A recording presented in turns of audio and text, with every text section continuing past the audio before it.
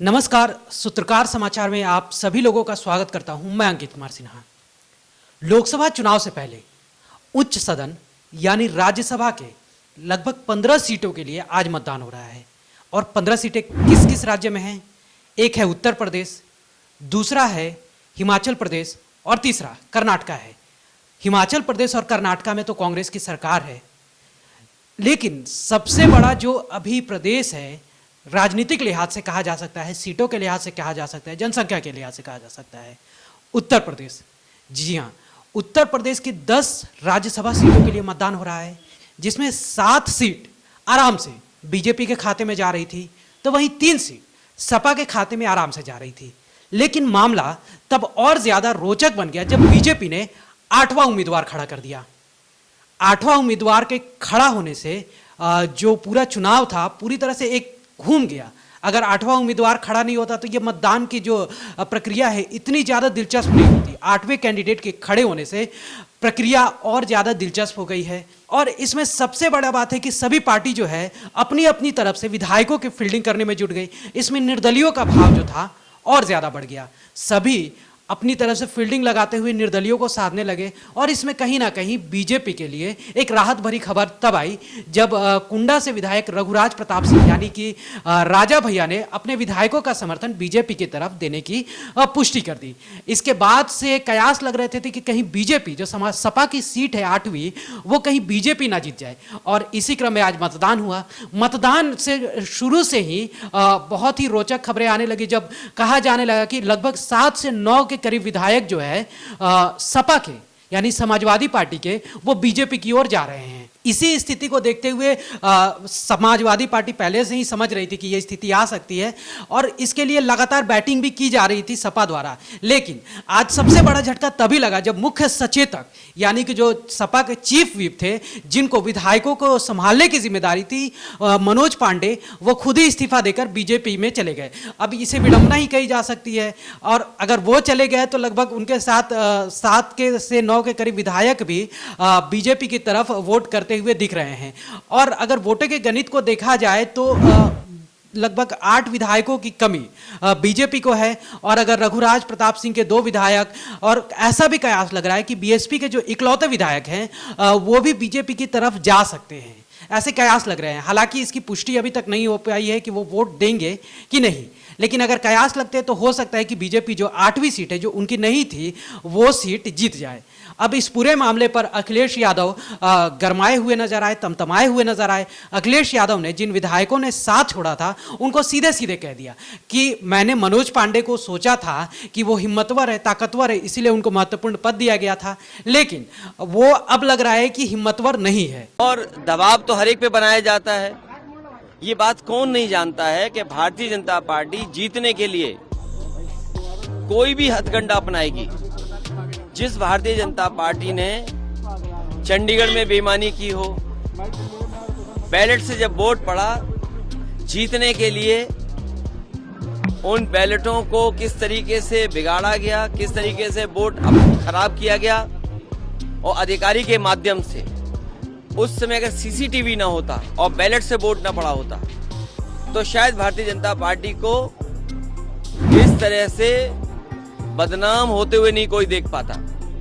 जहां तक यूपी का सवाल है, राज्यसभा के चुनाव में भारतीय जनता पार्टी ने सब कुछ किया है वोट लेने के लिए, और जो लोग गए हैं उनमें साहस नहीं रहा होगा सरकार के खिलाफ खड़ा होने में। देखिए, कार्रवाई निश्चित होगी क्योंकि पार्टी के जितने भी हमारे साथी हैं उनका मानना है कि ऐसे लोगों को दूर कर दीजिए। अभी तक तो कद्दावर नेता लग रहे थे, लेकिन कद्दावर नेता निकले नहीं, ये बात समझ में आ गई। अब वो नहीं दिया होगा वोट, अभी तक नहीं आई है तो वो जाने, क्योंकि उनकी वे क्या बोला था अभी आप, अंतरात्मा से, तो मैं किसी की अंतरात्मा के बारे में नहीं जानता हूँ। वहीं सपा को भी बीजेपी ने जवाब दिया। बीजेपी ने सीधा सीधा कहा है कि उनको अपना घर संभाल नहीं पाते हैं तो फिर विधायकों को कैसे संभालेंगे। देखिए, भारतीय जनता पार्टी के 8 कैंडिडेट हैं और 8 के 8 अब दिल्ली जाने वाले हैं और इसमें कोई संदेह नहीं, क्योंकि जिनको डर था वो सुबह से ही गा रहे हैं कि भारतीय जनता पार्टी ने उनके विधायकों को छीन लिया है। अब जो इस तरह की बातें करें तो इसका मतलब उन लोगों को अपने घर को संभालना नहीं आया। तो समाजवादी पार्टी किसी पर आरोप प्रत्यारोप करना चाहती है तो पहले तो ये भी तो देखे कि आपका घर सीधा है कि नहीं है, आपके घर के सदस्य क्यों आपसे भागना चाह रहे हैं। हमें तो नहीं पता हमने क्या किया है, लेकिन कोई डालना चाहता है तो हमारी नीतियों से अच्छा होएगा है। मगर हम संतुष्ट हैं कि हमारे 8 के 8 जो कैंडिडेट हैं वो राज्यसभा जाने वाले हैं। अब ये जो होता है ना, ये जब हार होती है ना उसके पहले बहाने होते हैं, तो वो बहाने दे रहे हैं। अब उनको बहाने देने की आदत मेरे ख्याल से बहुत दिनों से पड़ चुकी है अखिलेश जी को। 17 में दिया, 19 में दिया, 22 में दिया, बीच में एमएलसीज होते हैं, राज्यसभा होते हैं, तो उनको आदत पड़ गई है। अब 24 में भी एक और बहाना देंगे। अब जय श्री राम का कोई भी नारा लगाए तो ये तो उसका स्वागत करते हैं। हम तो अखिलेश जी को भी कहते आ रहे हैं, हाउस में भी कहा भैया अखिलेश जी नारा लगा दो जय श्री राम का, मगर वो लगाने को तैयार ही नहीं होते हैं। अब उस दिन भी उन्होंने वो इकबाल ही पढ़ते रहे। अब उनको समझ नहीं आता भाई कि जय श्री राम और इकबाल में बड़ा अंतर है। और इकबाल वो है व्यक्ति जिसने इलाहाबाद में, जो कि मैं प्रयाग से ही आता हूँ, इलाहाबाद से आता हूँ, जिसने पहले ही कहा था भारत के हिंदू मुस्लिम के एकता हो ही नहीं सकती, उनको अलग अलग करें। अब उसकी तुम गुण गाओ हाउस के अंदर खड़े होके, तो उनकी मानसिकता बता रही थी। अगर विधानसभा के गणित को देखा जाए, विधायकों के गणित को देखा जाए, तो साफ साफ ये कहा जा सकता है कि सपा मजबूत स्थिति में थी, लेकिन अभी मजबूत स्थिति में नहीं है।